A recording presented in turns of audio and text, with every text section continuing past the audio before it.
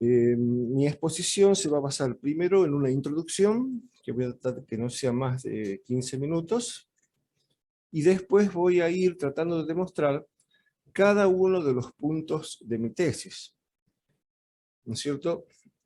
Bueno, lo primero que quiero hacer es una pequeñísima referencia a la historia del derecho de huelga, que es un derecho que tiene una sorprendente evolución en nuestro país, porque los obreros en nuestro país fueron reprimidos de una manera muy agresiva. Tenemos episodios históricos de asesinatos en masa de obreros en huelga, los famosos de la Semana Trágica en la huelga de los talleres Bacena de 1919, los de la Patagonia Rebelde, que incluso se hizo la película, la famosa película de Héctor Olivera, y basada en el libro que escribió Osvaldo Bayer, que se refiere a asesinatos masivos de obreros, después los acontecimientos de la Forestal.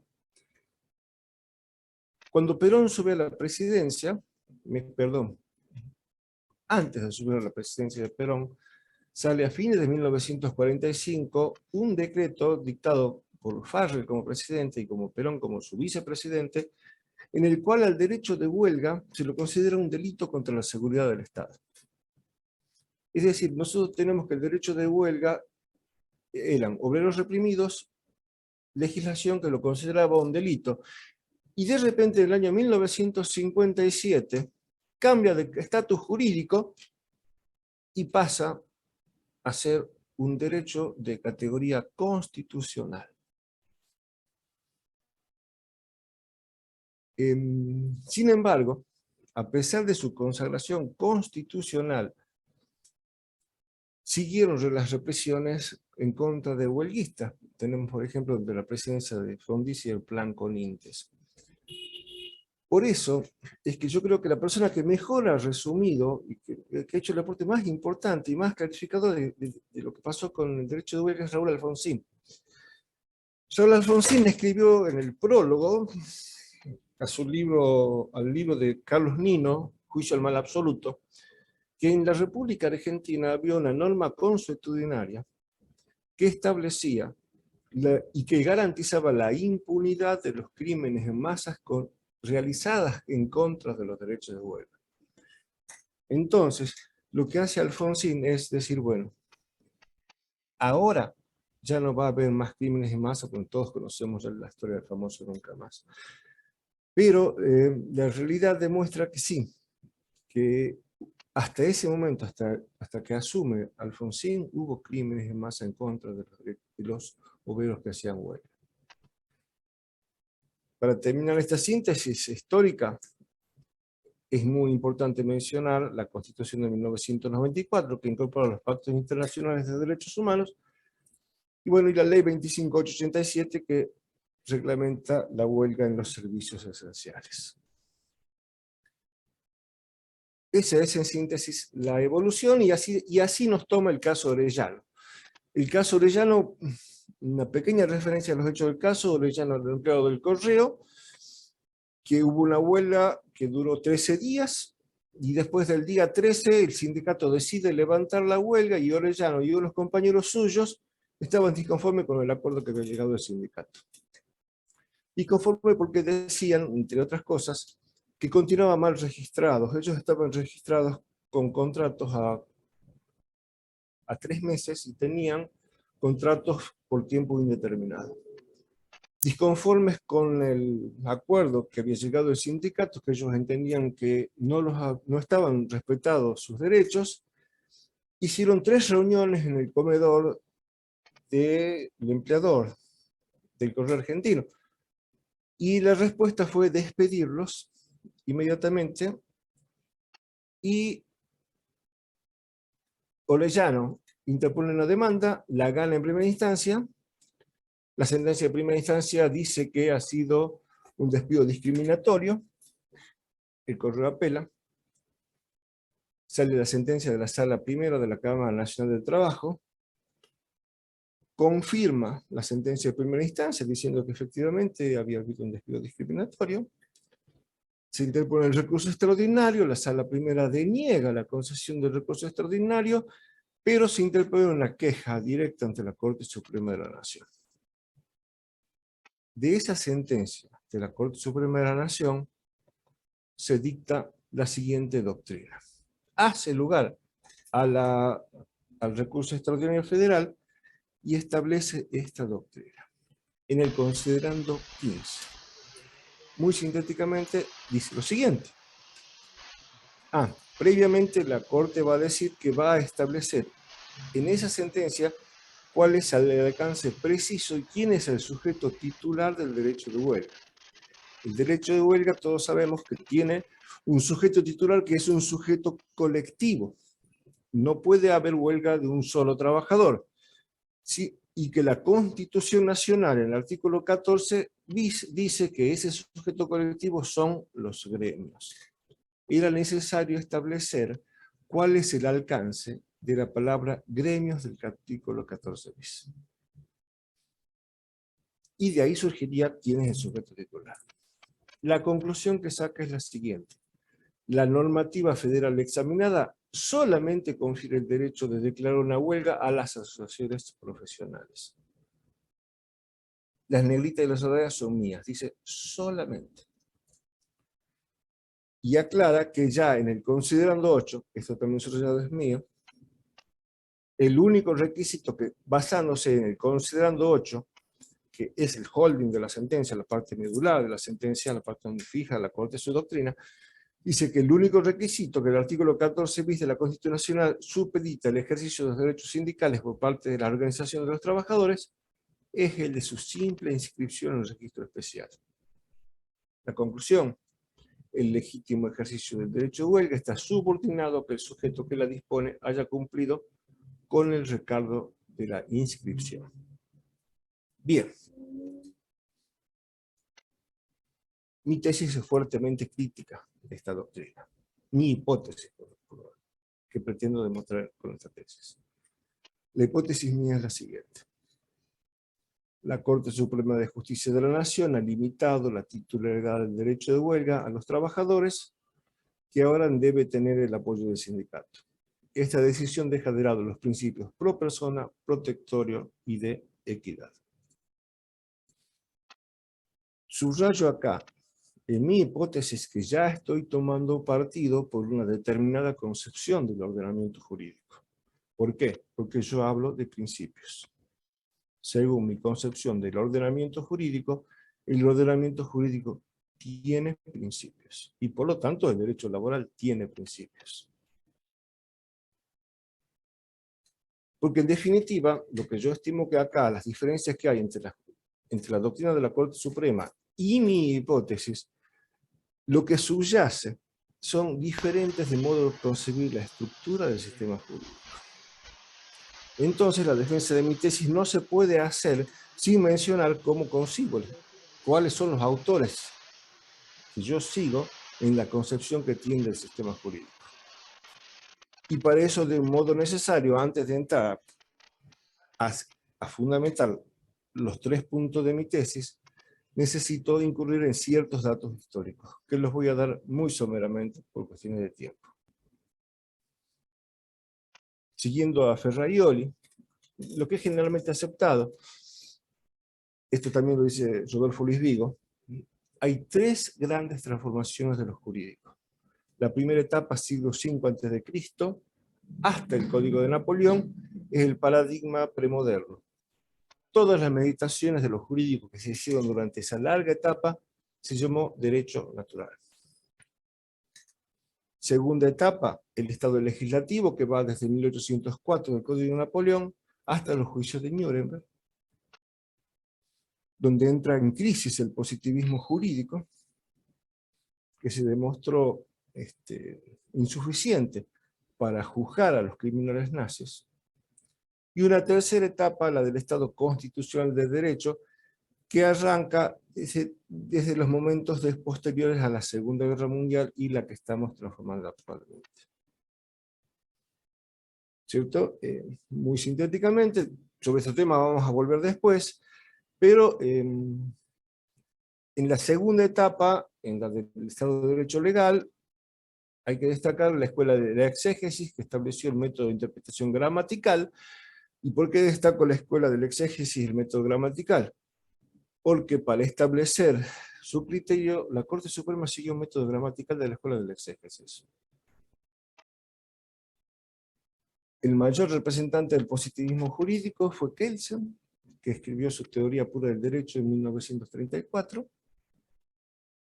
Yo sostengo que, ya voy adelantando algunas conclusiones, que la sentencia de la Corte Suprema solamente se sostiene desde una teoría que él señala. Bueno, ya lo dije, después esta concepción normativista pura del derecho, de un derecho concebido solamente como reglas concebidas como normas coactivas, entra en crisis después de los juicios de Nuremberg, cambia un paradigma y se produce un impacto en la interpretación del derecho y aparecen las actuales teorías de la argumentación judicial. Hoy tenemos, según Rodolfo Luis Vigo, cuatro formas de neoconstitucionalismo. Aclaro que la terminología que uso es la de Rodolfo Luis Vigo. Hay otras terminologías. Sobre la terminología, en esos términos hay profundas polémicas. Pero según Rodolfo Luis Vigo, hoy tenemos 4 tipos de neoconstitucionalismo y hay que elegir una de esas 4 versiones de neoconstitucionalismo para poder actuar dentro del Estado constitucional de derecho. Particularmente esta tesis sigue las teorías de los no positivistas constructivistas kantianos, que tienen como principal representante a Dworkin, Nino, Alexi y Atienza. Hay otras teorías, pero no permiten operar dentro del Estado constitucional de derecho. No van a ser una aplicación adecuada de los derechos constitucionales actuales, si no adoptamos una de estas 4 posturas que están acá puestas. Las restantes son los naturalistas, que siguen vigentes. Su principal representante es Rodolfo Luis Vigo. Después tenemos los positivistas jovesianos de Ferraioli y la escuela crítica que sigue los aportes de Freud, Marx o Nietzsche. ¿Por qué elijo yo al primer grupo, a los kantianos? Porque creo, como Manuel Atienza, que el derecho natural ya no es una concepción que pueda ser aceptada actualmente. Yo creo que el naturalismo, ya con el Código de Napoleón, ya no puede ser una concepción vigente, porque hoy todo el derecho es derecho legislado. Eso habla de las fuentes sociales del derecho. Creo que el positivismo normativista, el modo de Kelsen o Hart, ya no es vigente porque no sirve para dar interpretaciones adecuadas. Justamente creo que la sentencia de Orellana es una muestra que el positivismo kelseniano ya no es una concepción adecuada para interpretar las constituciones. Y el positivismo constitucional de Ferraioli me parece que tiene un modo muy rígido de interpretar la Constitución al no aceptar la ponderación. Hecha esta introducción, estoy en condiciones de ir a los puntos centrales de mi tesis. Yo dije que la sentencia Orellana no respeta el principio de equidad. Para hablar de la equidad es necesario remitirnos a Aristóteles. Lo primero que tengo que decir de Aristóteles es que es un filósofo actual. El pospositivismo actual defiende, reivindica 3 aportes de Aristóteles.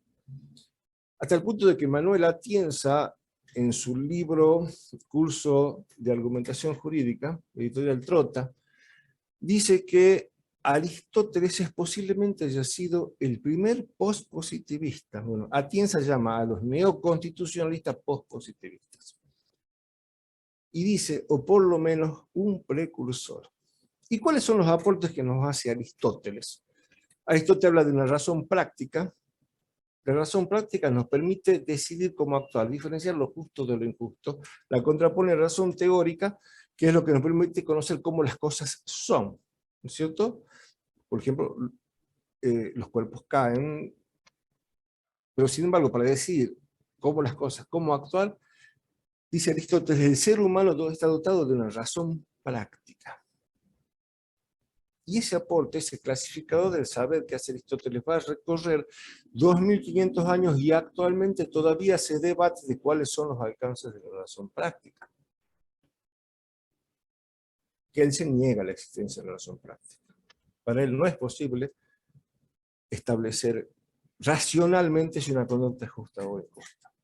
Bien, como tenemos razón práctica, dice Aristóteles, podemos establecer el concepto de lo que es lo equitativo.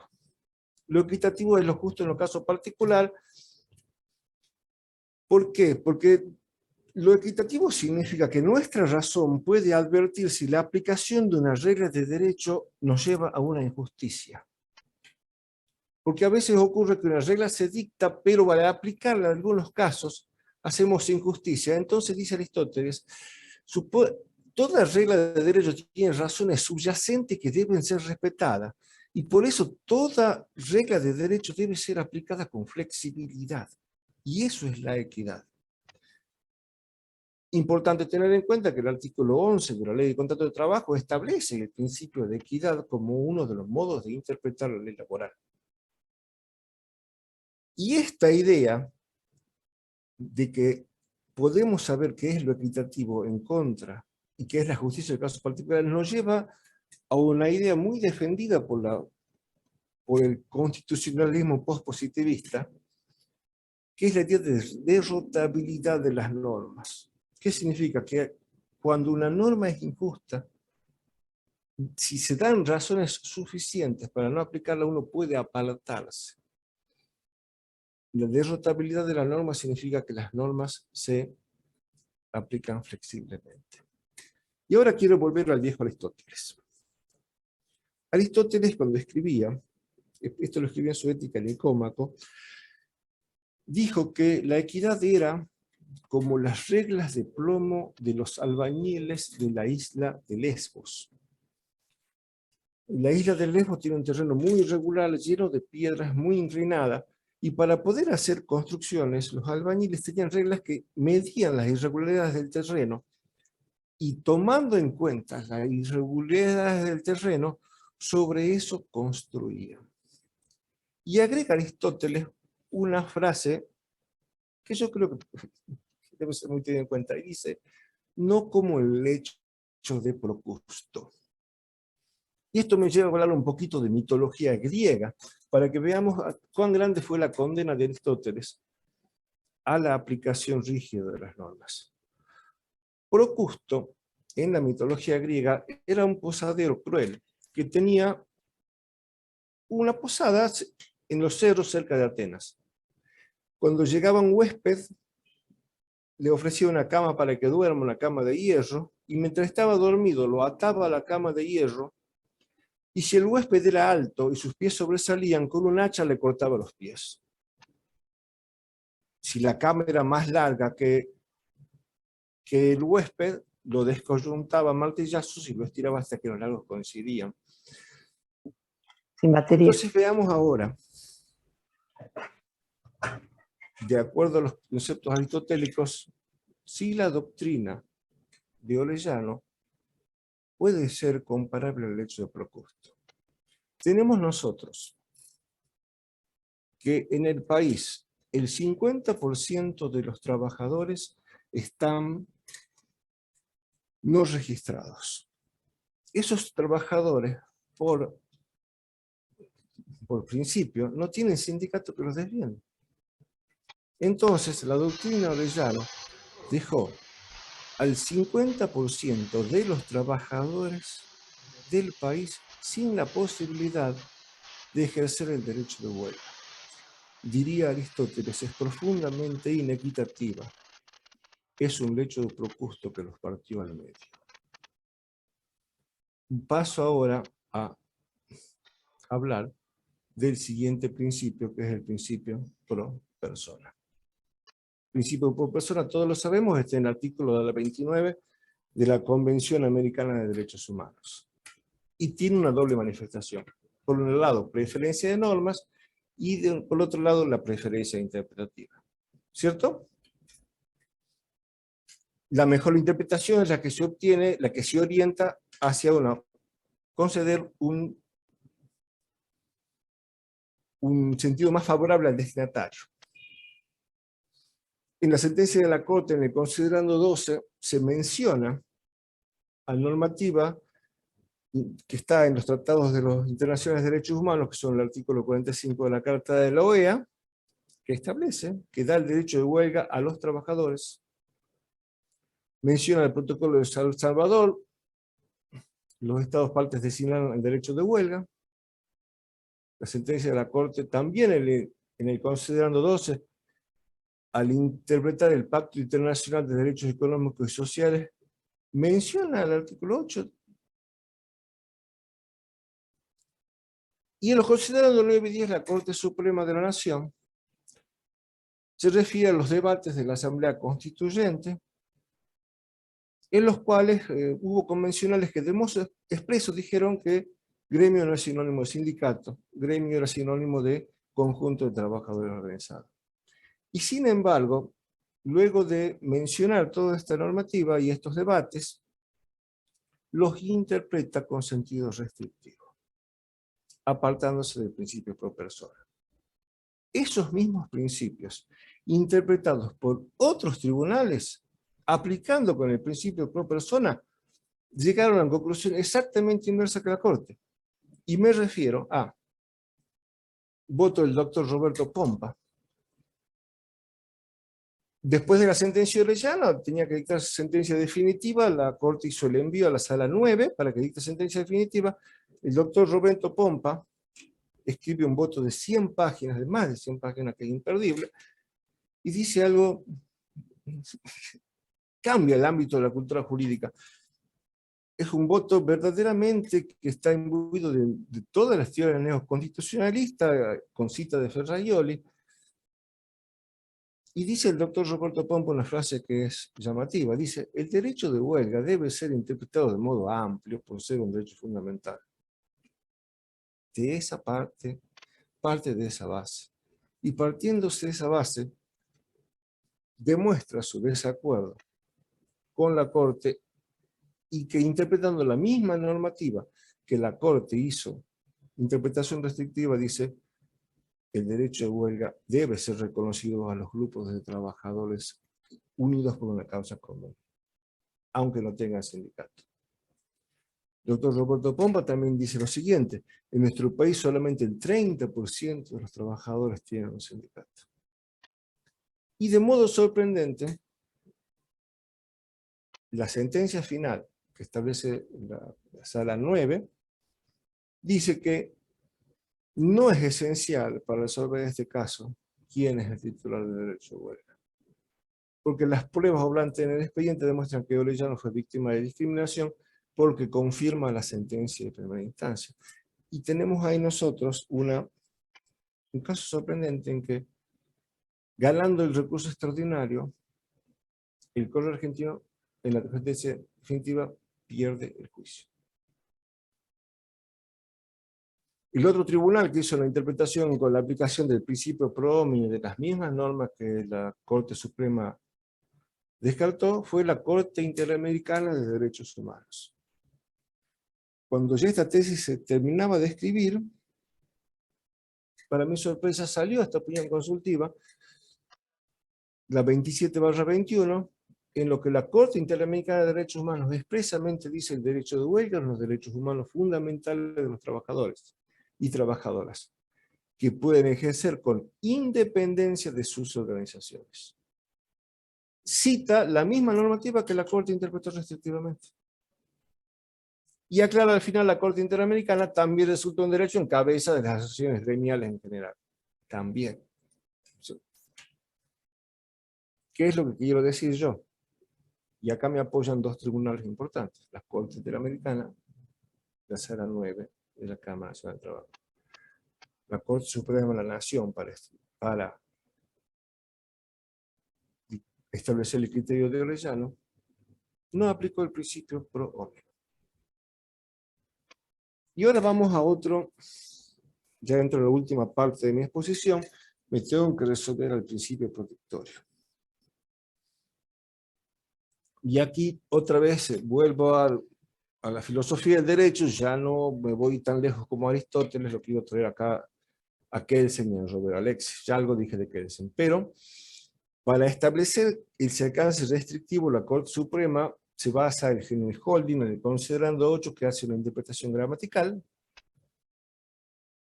pero sorprendentemente esa interpretación gramatical no menciona el principio protectorio, no lo nombra. Y esto, la gran pregunta que yo me decía es, ¿cómo es posible que se interprete el 14 bis de la Constitución sin mencionar el principio protectorio? Porque justamente el primer renglón de la 14 bis está el principio protectorio. Y bueno, y ahí descubro que a la Kelsen, los principios no forman parte del ordenamiento jurídico, aunque se los incluya. Los principios no se positivizan. Eso lo dice Kelsen en su última obra, Teoría General de las Normas, su obra póstuma. Y aclara Kelsen, la justicia es un ideal irracional. Ya lo venía sosteniendo desde la teoría pura del derecho en 1934, y en su Teoría General de las Normas, su obra póstuma publicada en 1979, dice, no hay razón práctica. Y los principios, aunque los apruebe el legislador o aunque ingresen en la Constitución, no van a ser normas jurídicas. Por lo tanto, dice Kelsen, el juez puede tenerlos por no escritos. En contraste a Kelsen, Robert Alexis tiene un método totalmente diferente, porque ya concibe al ordenamiento jurídico como compuesto, y por eso digo yo que acá subyacen diferencias de concebir el ordenamiento jurídico. La concepción del ordenamiento jurídico que yo sostengo, que no es mía, es de Robert Alexis, dice que el ordenamiento jurídico tiene tres partes: las reglas, los principios y una teoría de la interpretación, que es el lado activo. Es un procedimiento de aplicación de reglas y principios. Y dice Robert Alexis, acá cito y lo tengo que leer a Robert Alexis, la norma que confiere un derecho fundamental tiene que ser considerada como un principio, cuyo desplazamiento solo está permitido cuando así lo justifica el principio opuesto. Paso a explicar esta frase de Robert Alexis. Los derechos fundamentales entran en tensión. El derecho de huelga, por antonomasia, es el derecho que siempre va a entrar en tensión con el derecho de libertad de empresa del empleador. Entonces, para Robert Alexis, según la teoría de Robert Alexis, es absurdo tratar de hacer una interpretación gramatical de un principio.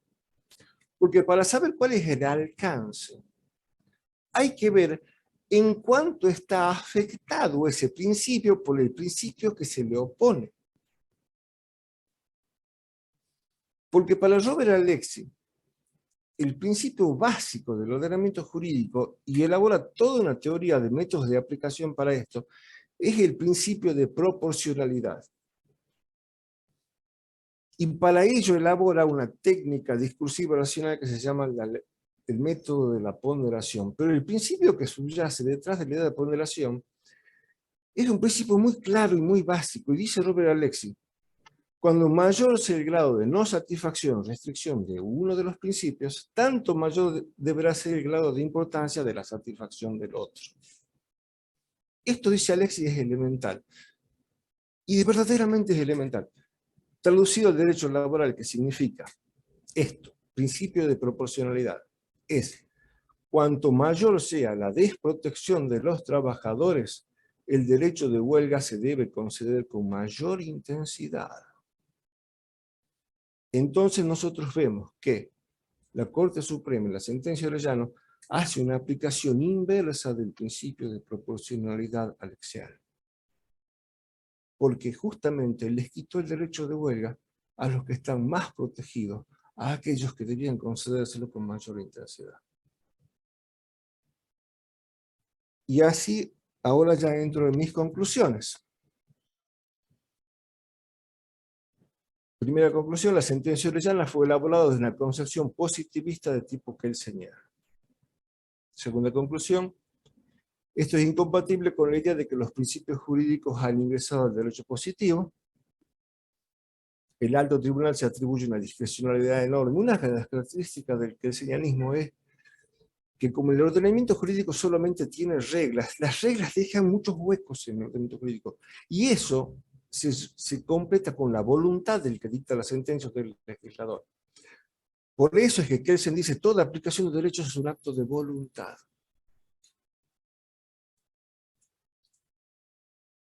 Cuarta conclusión, al omitir la aplicación del principio pro homine no se respetan las fuentes del derecho vigente. Un tribunal que interpreta una ley fundamental no está en libertad de dejar de lado el principio pro homine. Tampoco se respeta el artículo 11 de la Ley de Contratos de Trabajo, que establece los principios de justicia social, equidad y buena fe. Y la última conclusión, que es, para aplicar de modo adecuado los principios del derecho del trabajo, los aportes de la actual filosofía del derecho son indispensables. Bueno, y con eso doy por terminada mi exposición y quedo a disposición del tribunal para responder las preguntas que me quieran hacer. Muchas gracias, Marcelo. Podés dejar de compartir pantalla. Ya lo llamo a mi sobrino que me dé el apoyo técnico porque... ¿Eso?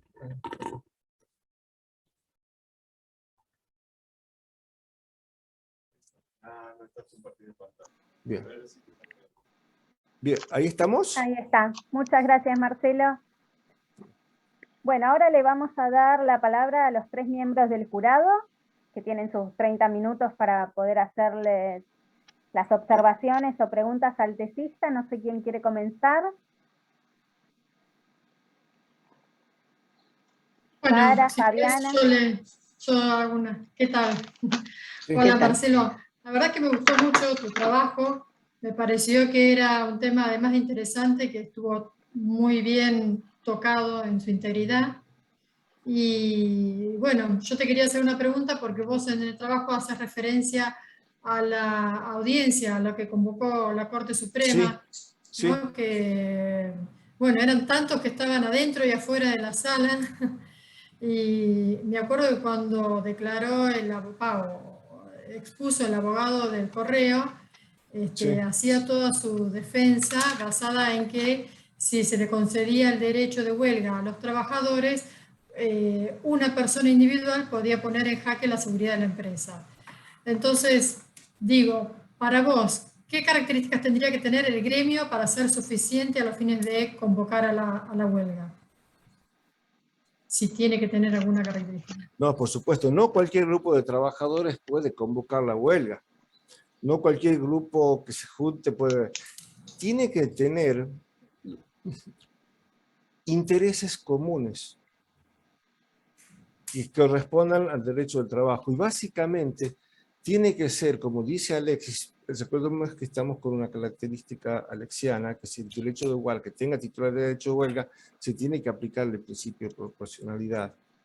Es decir, para que se le conceda el derecho de huelga, ese sujeto colectivo, que tiene que ser colectivo, tiene que tener intereses comunes que defender, y esos intereses tienen que estar vinculados con la relación de trabajo. Pero puede ser, de acuerdo a las circunstancias, variable. Hay las teorías del doctor Álvarez, a mí me gustan mucho, porque él dice, a veces podrá ser un sindicato con personalidad gremial, a veces podrá ser un sindicato simple, a veces podrá ser una coalición momentánea de trabajadores. En el caso de Orellano, por ejemplo, estos trabajadores habían quedado fuera del pacto del sindicato. Yo creo que un grupo de trabajadores a las cuales se les desconoce el orden público laboral y que tienen una causa común que defender, no necesitan sindicato para hacer una huelga. Por supuesto que no se podrá desoír al sindicato. Si hay un sindicato que está designado y que en principio representa a los trabajadores, no se puede dar lugar a que cualquier grupo interponga una propuesta arbitraria. No. Esto está sometido a control de racionalidad, ¿cierto? Porque podemos saber si ese grupo de personas, en principio, y eso no lo podemos decir de antemano porque depende de las circunstancias del caso, ¿cierto? Si ese grupo, su reclamo es atendible o no. porque tampoco se lo puede conceder irrestrictamente y a cualquier persona que lo pueda pedir. Tiene que haber circunstancias que justifiquen eso. Sí, la verdad que eso sería muy aplicable a casos como, por ejemplo, los trabajadores de plataformas. No sé si viste algo de cuando fue la propuesta acá de todos los trabajadores de Rappi o de Pedilo De Ya, Rappi. que cuando Yo quisieron creo hacer su que protesta. si no están registrados, los trabajadores que trabajan para pedidos ya, no debe estar registrado ninguno. No está. Si ellos no No, no, están, por eso. si ellos no están registrados, por supuesto que sería atendible su pedido, su huelga. Sí, sí, claro, pero bueno, también ahí surgió un conflicto respecto de si era posible de despido por discriminación, y bueno, y eso fue controvertido cuando fue a la justicia. Es aplicable a muchos sectores, y yo creo que, como decís vos, cada vez más a sectores, porque cada vez hay más sectores informales. Sí, lamentablemente cada vez hay más sectores informales, sí. Bueno, en el caso de Orellano, el tribunal entendió que fue discriminado porque él había sido un activo participante de la huelga. Y después llamó a otro sindicato a que le dé apoyo. Asamblea. Llamó a ATE. Y ATE lo nombró representante, delegado de ATE en la empresa. Y ahí lo despiden. Entonces, esa conducta de Orellano, la sentencia la considera discriminatoria y hace lugar al despido discriminatorio, aplicando las inversiones de prueba de la doctrina de la Corte Suprema por despido discriminatorio. Pero, y dejó de lado el problema de la titularidad del derecho de huelga. Pero si hay un conjunto de trabajadores o un sector que ve vulnerados sus derechos y sus sindicatos no los están amparando, yo creo que la huelga es legítima. El ejemplo que pongo en mi tesis es el siguiente. En Tucumán hubo una huelga de docentes que se hizo mientras yo escribía la tesis en el mes de abril. El gremio docente había llegado a un acuerdo de que las clases se reinicien presenciales y ningún docente de Tucumán estaba vacunado contra el COVID. Solo estaban vacunados una minoría que era de los mayores de 50 años, creo, pero la gran mayoría de los docentes tiene menos de 50 años y el gobierno los hizo volver a las aulas sin estar vacunados. Entonces hay una huelga docente. Para mí esa huelga, en la cual los docentes tucumanos se autoconvocaron en huelga para pedir protección contra el COVID, para mí tiene motivo suficiente y es una huelga legítima. A pesar de que iba en contra de lo que el sindicato había negociado con el gobierno.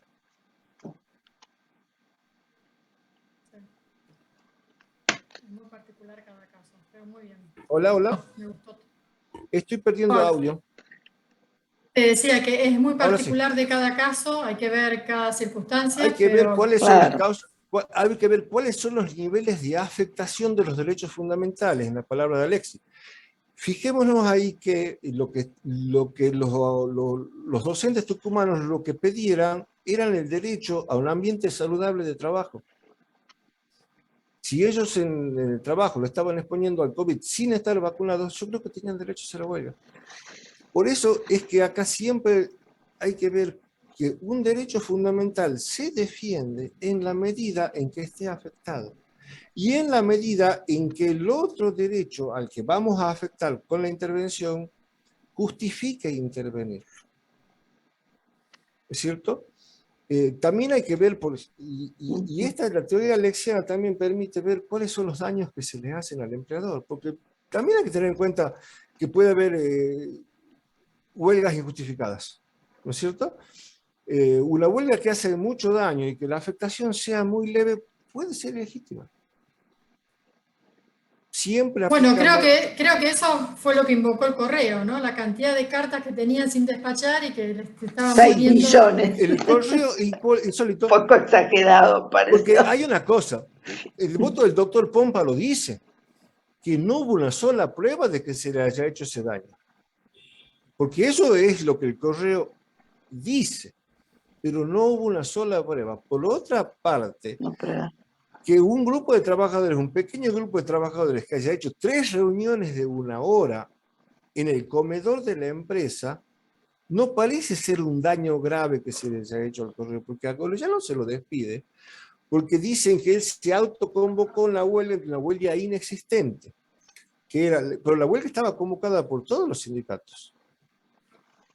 Y entonces es imposible que se le haya hecho ese daño al correo porque fueron un grupo chico de trabajadores que se había reunido en el comedor 1 hora por día durante 3 días. Justamente porque a ellos se les había desconocido el orden público laboral. Aquí entramos en un tema, ¿no? Porque lo que Alexi nos da, ¿cómo decirles? Nos da moldes para que pensemos. Porque también, entrando un poquito más allá del tema de la ponderación, hay que ver el tema del peso abstracto. Porque dice Alexi, hay que ver de los principios constitucionales que compiten y que se compensan, qué peso abstracto tiene cada uno. Y yo siempre digo, para un economista neoliberal, el derecho de libertad de empresa, el derecho de propiedad del patrón tiene mayor peso abstracto que el derecho de huelga, indudablemente. Para un político de izquierda, el derecho de huelga tiene mayor peso abstracto que el derecho de libertad de empresa. Por eso yo propongo una fórmula que consiste, que ya la contiene la Constitución de Ecuador y la Constitución de Perú, que dice todos los derechos constitucionales tienen el mismo rango. Es decir, todos tienen el mismo peso abstracto. Y el resultado se llega por medir simplemente niveles de afectación. Señores trabajadores, ¿cuánto le están afectando sus derechos laborales? Hacer una huelga, si le están afectando seriamente sus derechos laborales, la huelga está justificada si usted tiene una causa común y si forman un grupo homogéneo que se ha organizado por eso. Pero lo interesante es que esto está dentro de las teorías de la argumentación jurídica, es que es necesario dar las razones de por qué yo digo, en este caso tiene mayor peso este derecho que el otro. Ahí en mi tesis cito, por ejemplo, a Carlos Nino. Carlos Nino Sí. Tiene un párrafo brillante. Es un grande, Carlos Nino. Es un grande. Carlos Nino no podía dejar para mi tesis. Dice lo siguiente, él está en contra de la dogmática jurídica. Dice, y en definitiva, ¿qué es la dogmática jurídica? Dice Nino. Son construcciones teóricas que vienen a dar como un disfraz de racionalidad a lo que se resuelve según intereses que quedan ocultos. Entonces no permiten entrar a un debate sincero. Lo que las modernas teorías de la argumentación pospositivistas proponen es eso. Seamos sinceros y digamos los auténticos motivos de esto y veamos si es compatible con el orden constitucional. Porque lo que la Corte Suprema está haciendo acá en Orellana no es dogmática jurídica, una dogmática que está diciendo que pretende dar un ropaje científico en momentos en los cuales el neoliberalismo triunfante consideraba que había que darle prioridad a los intereses y a los derechos del empleador. Ahí está. Ahí está. El tema de la ideología está ahí. El tema de la ideología siempre está subyacente. Por eso es imposible. Claro. Porque, ojo, claro. Nino dice lo siguiente. No está mal que tengan una ideología, no está mal que tengan los intereses, no está mal que los defiendan. Lo que está mal, dice Nino, es que los oculten detrás de una construcción dogmática y que digan ese dogma que ellos acaban de construir una ciencia. Y entonces le dan categoría científica a lo que no tiene nada de ciencia. Perdón, Marcelo. Sí. A ver, el doctor Guinzo que quería preguntar algo, ahora ya tiene activado el audio. Sí. Pero no se lo escucha. A ver, yo no escucho nada. Algo con el audio del doctor Guinzo. No. No se escucha. No se le escucha. Algo con el Escribilo. audio. En el y si chat lo escribe, lo leemos. Sí, Porque debe ser Yo algo de mientras que ahí del Jorge audio. escribe, El doctor si Guinzo. Fabiana ya se da por satisfecha, le quería comentar algo al doctor Medrano. Sí. Sí, Sara, a ver un momentito si el doctor Guinzo puede, porque ya hace rato que quería hablar, no se lo escucha. Sí, pero Está no se lo activado escucha. ya el audio, pero no se lo escucha. Que escriba. Lo que puede No. hacer, doctor Guinzo, es escribir en el chat y leemos su pregunta. Porque está teniendo algún problema ahí con el audio. Acá nosotros ya está activado. Debe ser algo de ahí.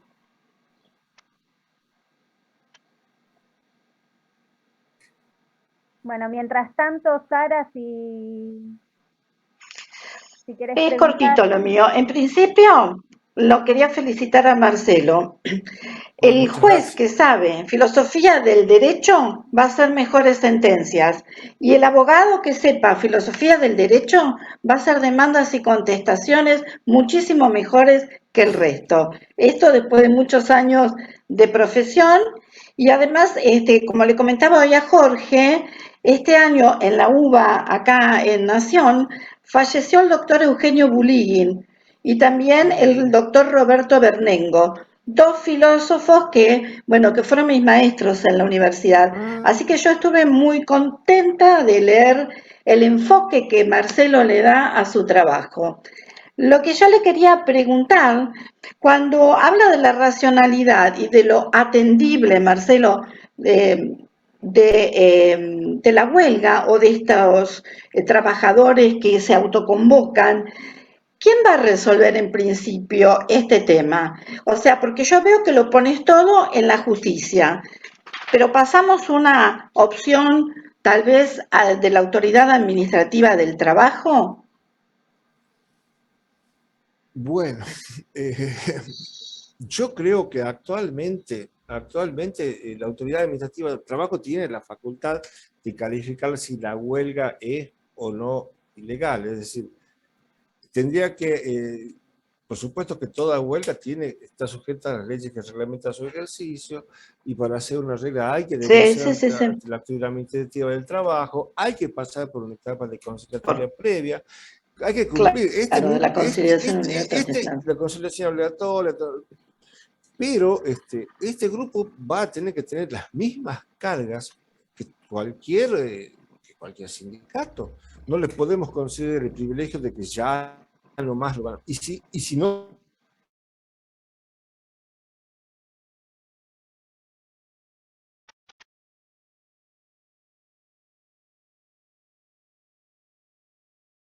si resulta abusiva, por ejemplo, tenemos la huelga de los servicios esenciales, no Sí, pueden vulnerar toda la reglamentación y toda la sí, elaboradísima doctrina que hay, que establece sí, límites claros de las huelgas de los servicios esenciales. Eso no lo pueden poder hacer nunca. Están sujetos sí. a todas las cargas y de todas las reglamentaciones legales, por supuesto.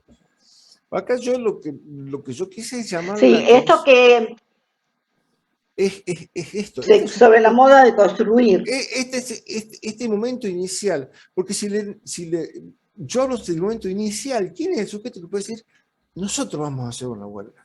Por supuesto que después tienen toda una serie de requisitos legales que van a empezar a transitar, en los Sí, cuales sí. tendrán que cumplir con todas las leyes vigentes. Pero lo que yo le critico a la Corte Está. Suprema es como desde el vamos les dijo a la mitad de los trabajadores del país, ustedes no tienen derecho de huelga.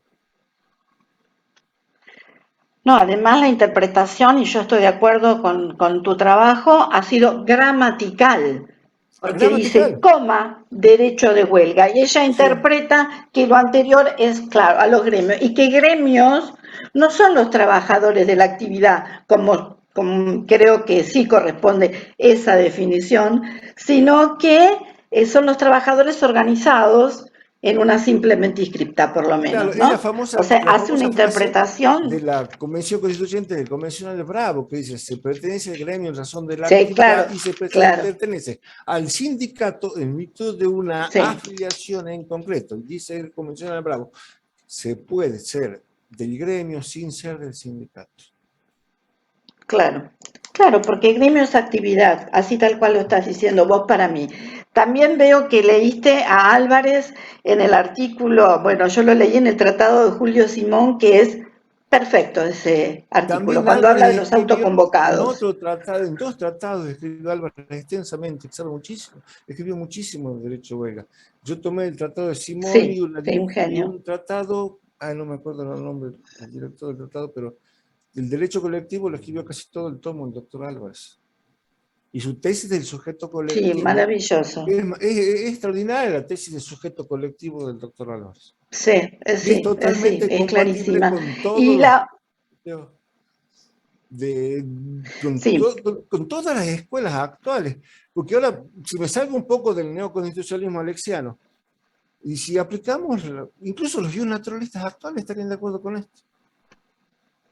ujú. Porque también ellos Bueno, ponen eh, hincapié, no le parece, no lo creen.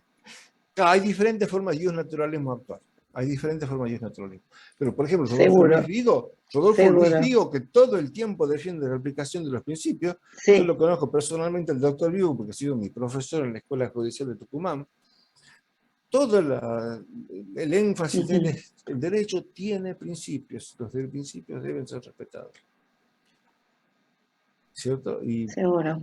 Y Bueno, también se podría tratar en un tema como de autoconvocados que en realidad fuera un conflicto intrasindical. También podría ser eso, desde los hechos, ¿no? también podría ser, ¿cómo sería el caso? Si me lo describe, me puedo ubicar un poquito. Mm. No sé cómo sería el caso, un conflicto intrasindical, no me lo... El conflicto intrasindical, por ejemplo, tal vez Orellano y la gente que lo acompañó en esas 3 reuniones estuvieran en desacuerdo con el sindicato que los representa y entonces Seguro. comienzan, ¿no?, a formar, está adentro del propio sindicato el conflicto.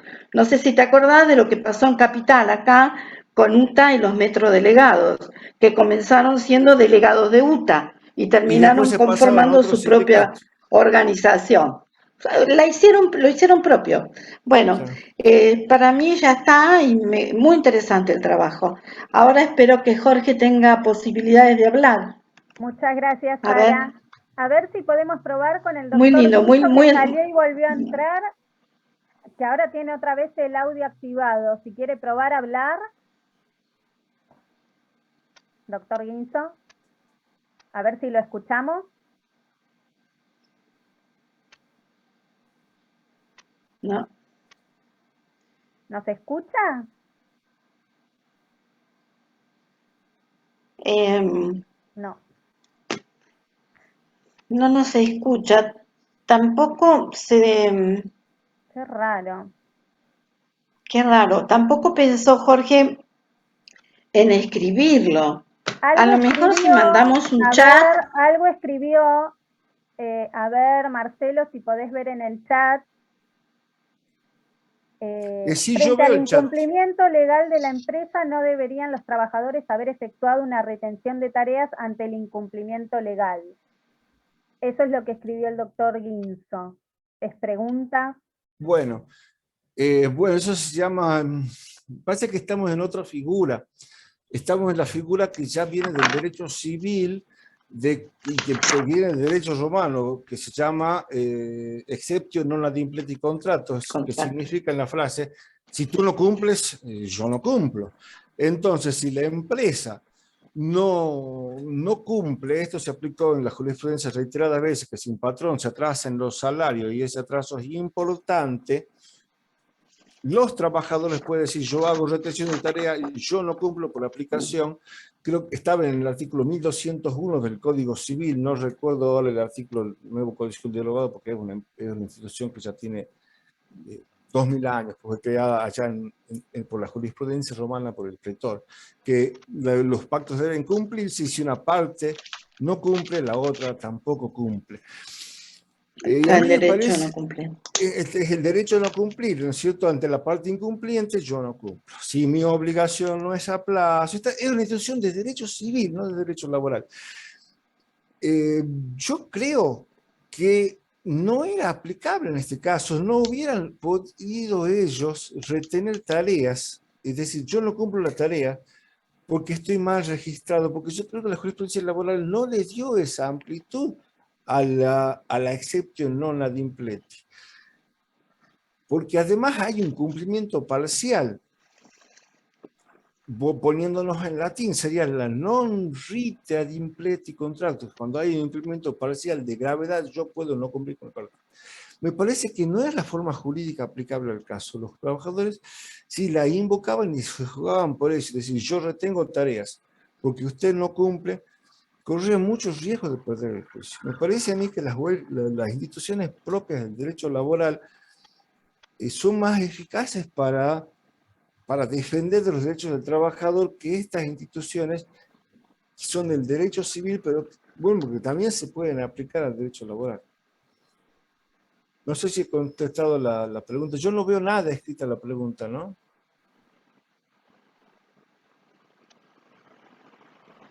No se te oye, Rosa. Sí, ahí estaba activando. Gracias. Estaba en el chat, Marcelo. Sí, pues yo no veo en el chat ninguna pregunta escrita. A lo mejor te la envío solo a vos, Rosa. Ah, puede ser. Es verdad. Sí, me la mandó a mí, que era lo que había Claro. leído. No sé, ahora el doctor Guinzo nos está escuchando. No. El doctor Guinzo, ¿no? No. No, es un problema ahí con...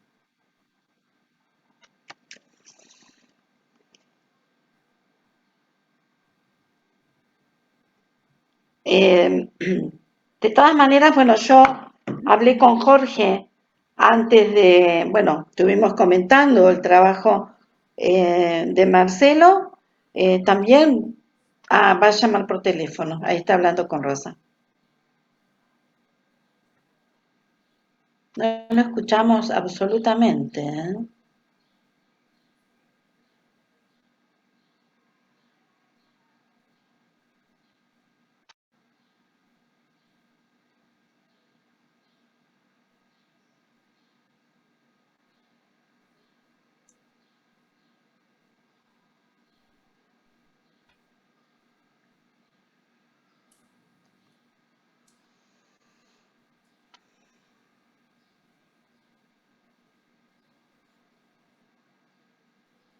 Bueno, Marcelo, a ver, te va a preguntar el doctor Guinzo. Esperemos Sí. que no haga... A ver, ahí, si se escucha. ¿Lo escuchan? Yo no escucho. Sí. Yo no escucho.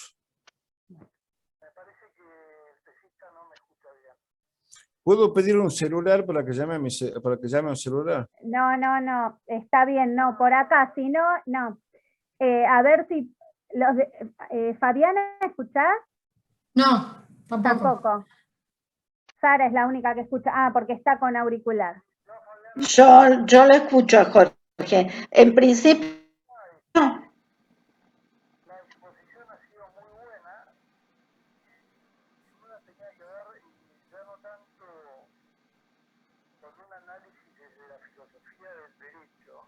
A ver un momentito, doctor Guinzo, porque así la pregunta, si Sara está escuchando, la puede elevar Sara de acuerdo a lo que escucha de usted, ¿le parece?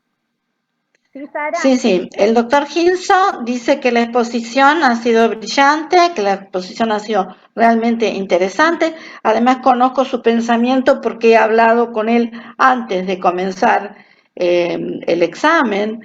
Y pregunta, no desde el punto de vista filosófico, sino, y ahí continúa Jorge, va a preguntar.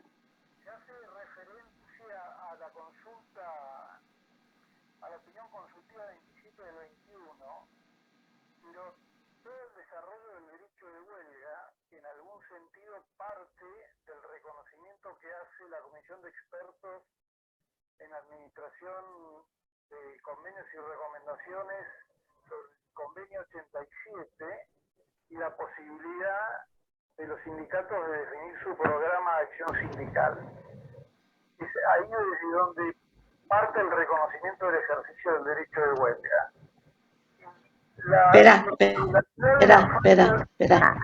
Espera. Acá el doctor dice, si bien Marcelo tomaste el reconocimiento que hallaste ahora en el 2021, que también abonaba es material para tu tesis, él está hablando del 87 de OIT, de lo que opina la Comisión de Expertos en Aplicación de Normas de Convenios y Recomendaciones, y dice que el derecho de huelga está consagrado en el 87. Sí. No lo dicen así los empleadores que van a la OIT, pero Surge de una sí, frase Jorge, que de hasta los el 87. el convenio Y 87, que A dice ver, que los aguardá sindicatos por tienen favor, derecho. Marcelo, que termine Sí. la consulta el doctor Guinzo para contestar luego. Gracias. Sí. Seguí, Jorge. No, ahora no lo escucho. A ver.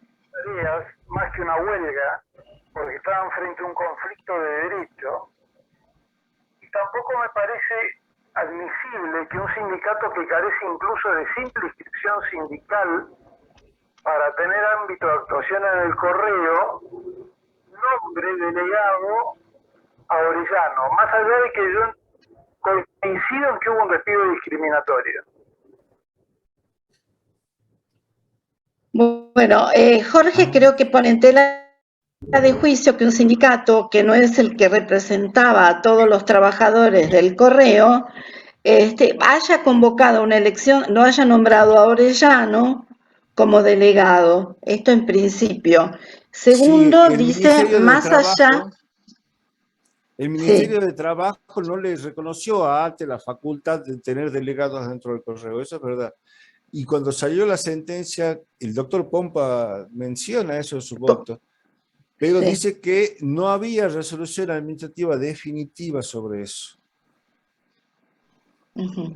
Pero, ¿cuál es la pregunta del doctor? Y no es fácil, Marcelo, a ver. Pero me parece que en realidad, digamos, partiendo del análisis de los principios, justificamos el ejercicio del derecho de huelga por un grupo de trabajadores, cuando en realidad frente al conflicto de derecho tendrían que haber llevado adelante una retención de tareas. Él sostiene que desde el derecho, el conflicto de derecho y retención de tareas hubiera sido lo primero que realizaban, que debieron haber realizado. Sí, doctor, puede postura ser. de Jorge, ¿no? Es una opinión respetable. Claro, una opinión. Pero la retención de tareas, eso es lo que yo decía, es una figura del derecho civil. Es una figura del derecho civil porque parte de la idea de que si tú no cumples o no cumples, como dijo la jurisprudencia romana, que viene del pretor y que viene desde que Vélez la toma como que se llama la exceptio non ritia di pleti contractus. Es decir, ante un incumplimiento parcial yo puedo, y si el incumplimiento parcial es grave, yo puedo no cumplir. Y es una figura que es muy peligroso de invocarla, porque tengo que probar el incumplimiento. No sé, yo creo que es otra institución que ya no es la huelga. Por supuesto, y ese derecho de no cumplir, si la otra persona no cumple, ya no es colectivo, ya es individual, ya lo puede hacer solamente cualquier persona. Por ejemplo, si en el correo a un solo trabajador no le pagan el sueldo, si el atraso salarial personalmente con una ley de cierta gravedad, él puede decir, yo no cumplo porque usted no cumple. Y puede hacer retención, lo que se llama retención de tareas. Pero ese fundamento yo lo veo más bien civilista que laboralista. Porque parte de la idea básica esa de la conmutatividad de las prestaciones de todo contrato de prestaciones recíprocas. No es... Para mí suficiente, la exposición fue muy buena, digamos. Muchas gracias. Suficiente, dice Jorge. Muy buena la exposición. Vamos ahora, creo que Rosana nos pasa con Fabiana y Jorge, ¿no? Si ya el jurado no tiene más preguntas ni observaciones, ¿sí? Si les parece, yo los voy a pasar, a ver si me aguardan. Recording stopped. Los voy a pasar a la sala paralela para que puedan emitir el dictamen y deliberar, ¿no? A ver, si me aguardan. A ver si les aparece ahí a los 3 para ingresar.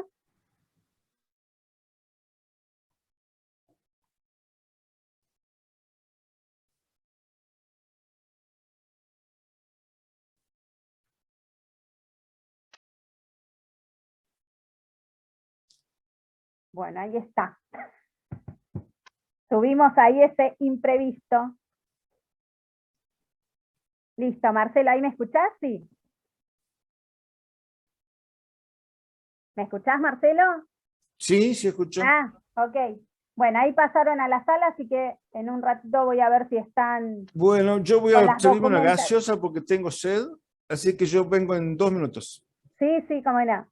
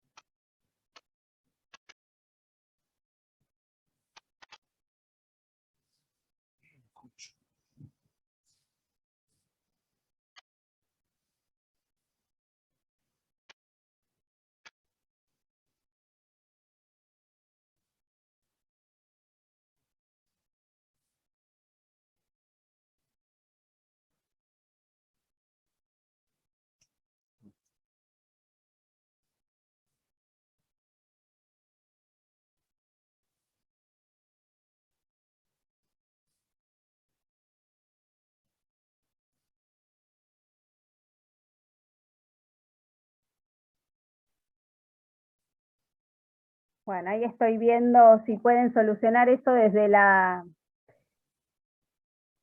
sala y si no ver él mediante celular, porque no sé qué problema está teniendo el doctor Guinzo. Así que bueno, ahora en 10 minutitos yo tengo que volver con ellos, ¿sí? ¿Me escuchaste, Marcelo? Sí, sí, escucho, sí. Ah, ok.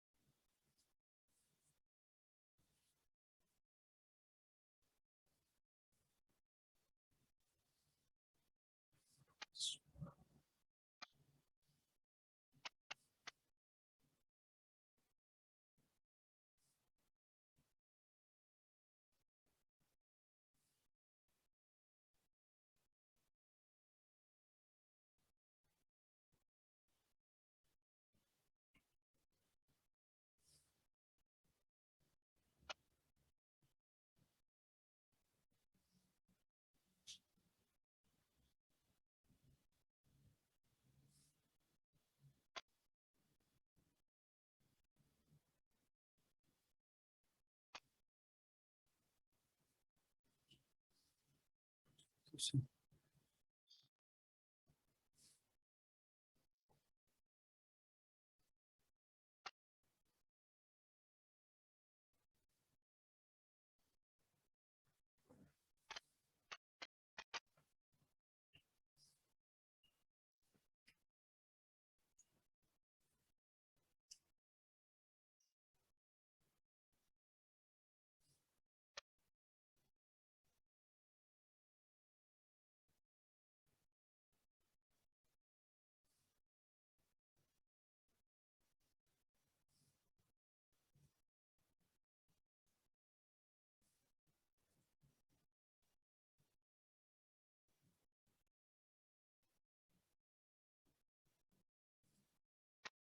¿Enzo? Vení, no sé qué. Algo he tocado que no.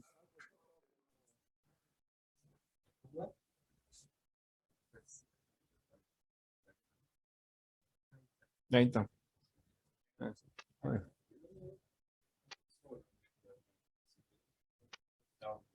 ¿Cómo? Muchas.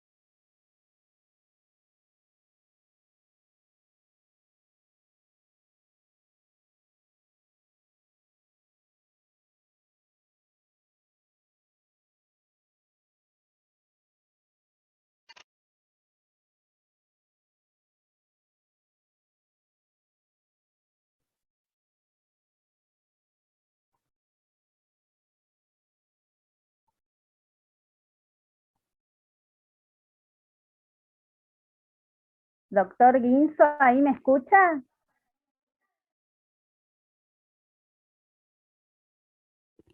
Doctor Guinzo. No. Hola.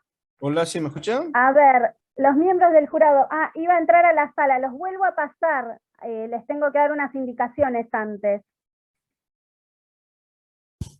Había dicho, claro, iba a entrar 1:30. A ver, un momento. Los vuelvo a pasar a la sala nuevamente.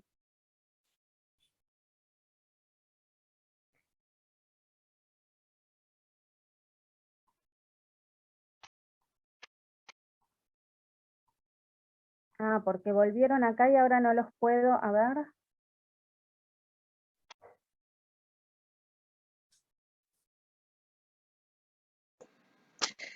Rosa, tenemos el acta, nosotros Sí, un que momento, lo por podemos favor. leer si vos querés. No, hay que hacer otras cosas antes, por eso les quería explicar en la sala, no que volvieran solos.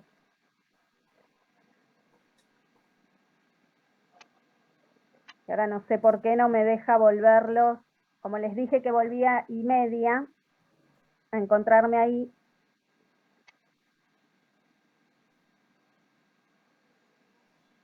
No te escuchamos, la verdad yo no lo escuché.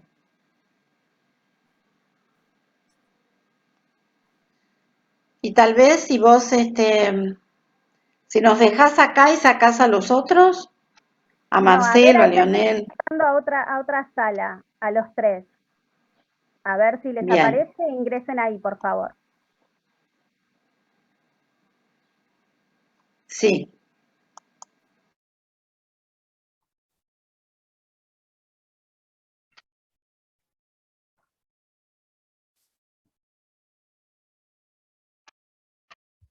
A ver, esperanos un momento, Marcelo, por favor. Sí, cómo no.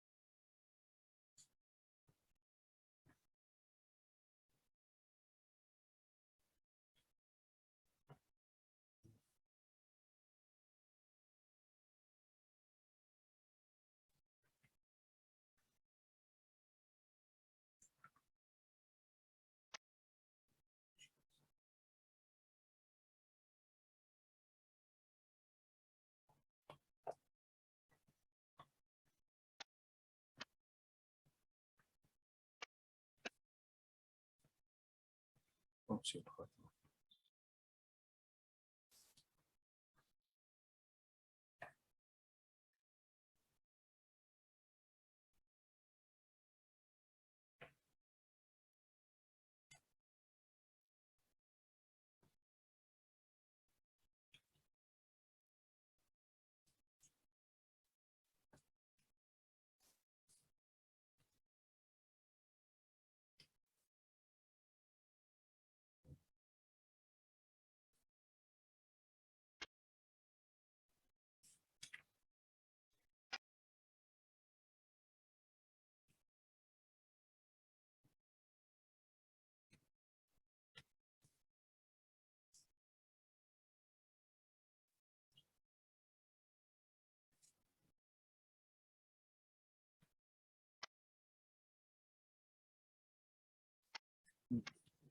Sí.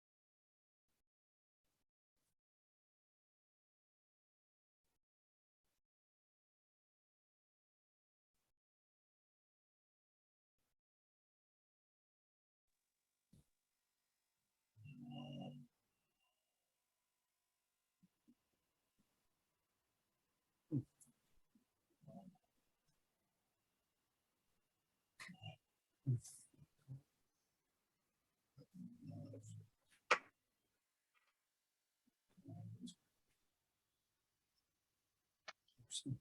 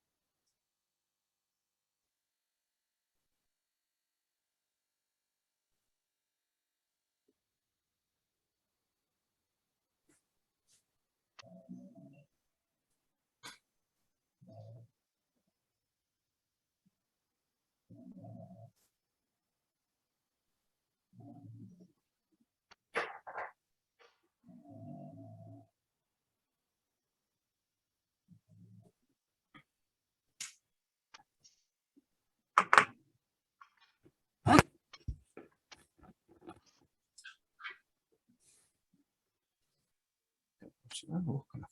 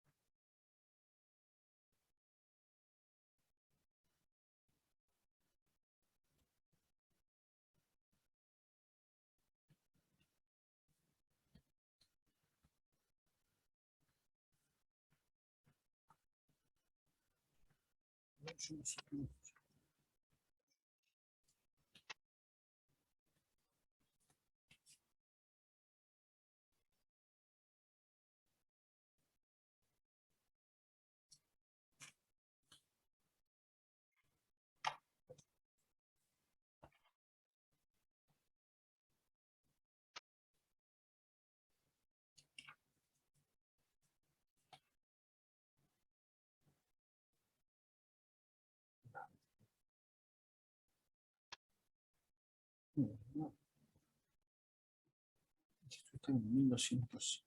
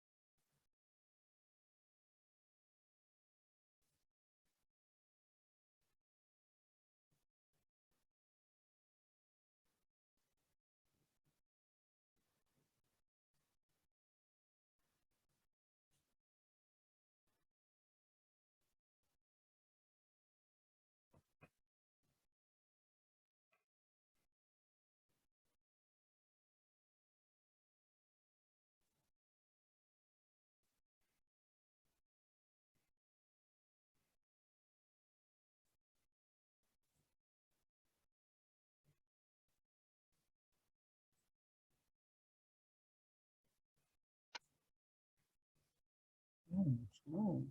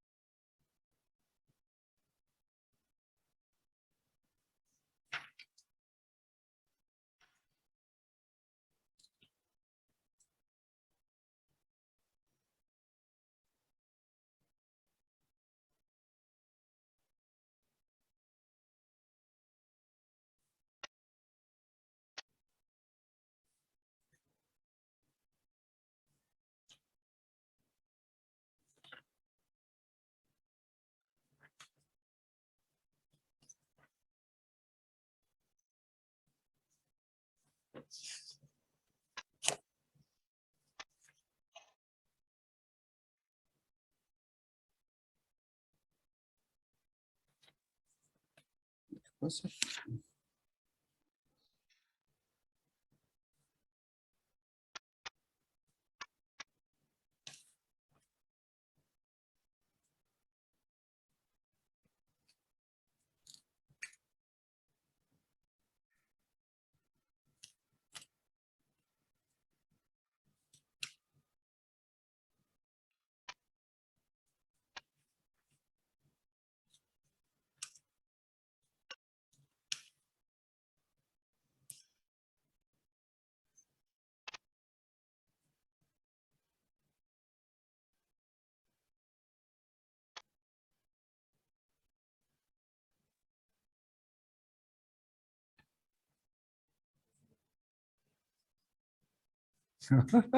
Ah, ¿le gustó la defensa? Ojalá que me lo haya grabado. ¿No? ¿Está grabada? ¿Vos la grabaste? No. Ah, ¿ellos la graban?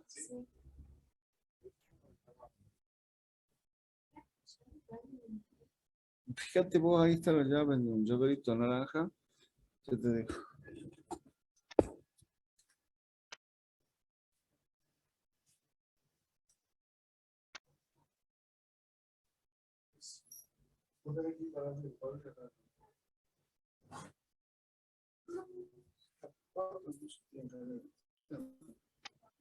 Son las 4:05. Sí.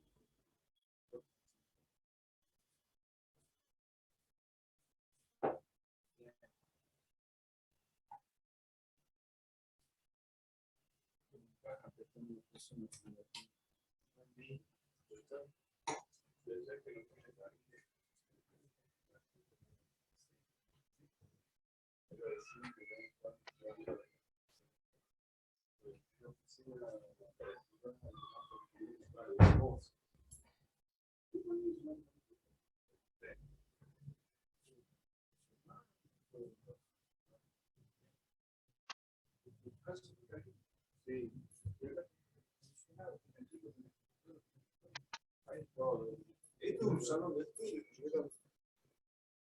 Yo pude hacer la maestría. Realmente estamos. Acá estuvo con el cante. De verdad, en mi casa en Memoria del Carro. No solamente es que en mi casa.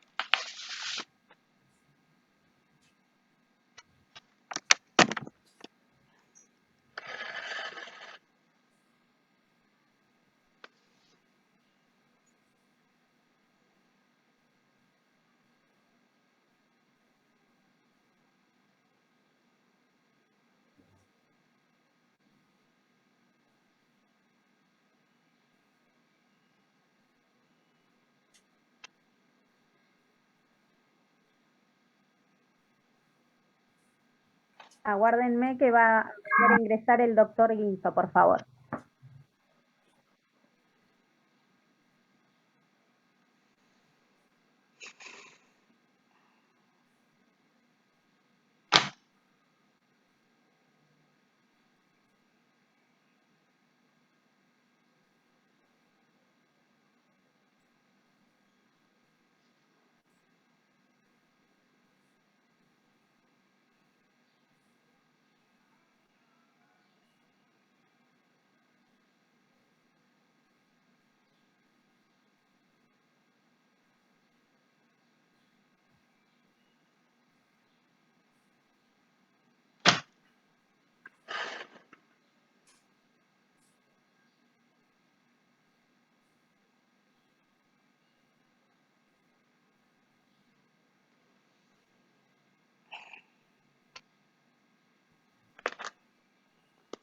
Bueno, el doctor Guinzo va a estar escuchando por el celular porque está teniendo un problema ahora de conexión. Lo que voy a pedir, Sara, por favor, si te podés mutear para que no haga ninguna interferencia. Y voy a comenzar a grabar para que Fabián Arabia pueda leer el dictamen. Recording in progress. Estás muteada, Fabiana.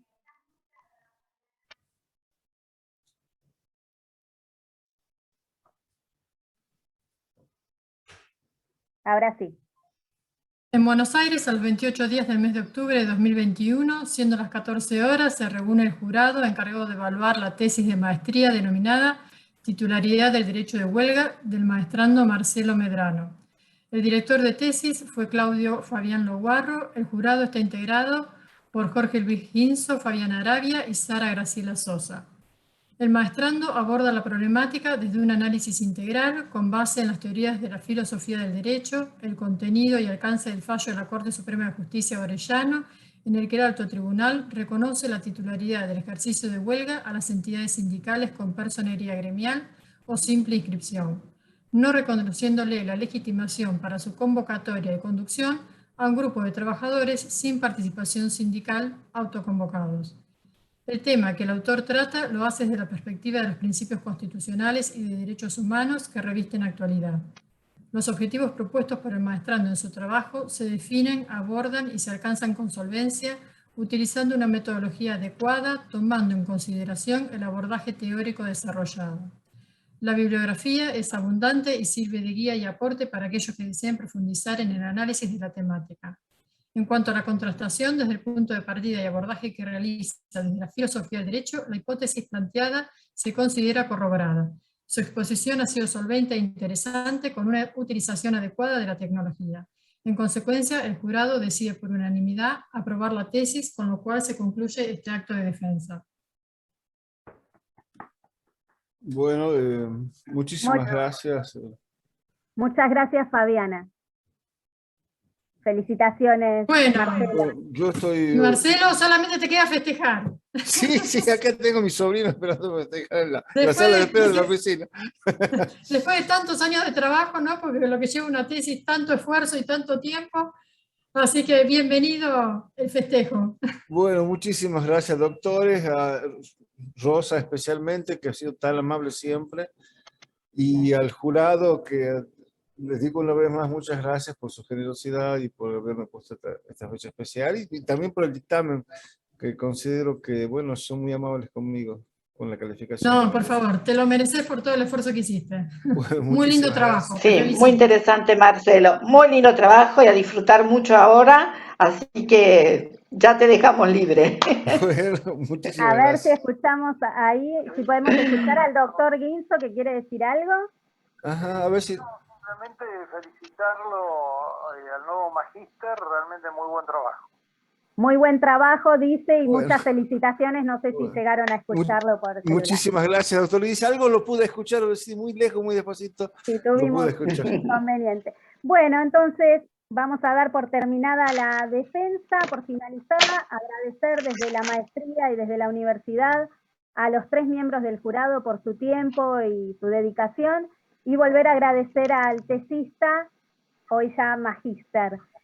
Bueno, nosotros vamos a seguir entonces, Marcelo, por mail, por el tema de las documentaciones, y Bien. bueno, lo mismo también con los miembros del jurado. Bárbaro. Bien, Buenas tardes. muchas gracias, Rosa. Hasta Bueno, luego. muchas gracias a todos. Buenas tardes, Bien, buenas muchas tardes para gracias. todos. Muchas gracias. Gracias. Hasta luego, Gracias. Marcelo. Muchísimas gracias, doctor. Muy molestado.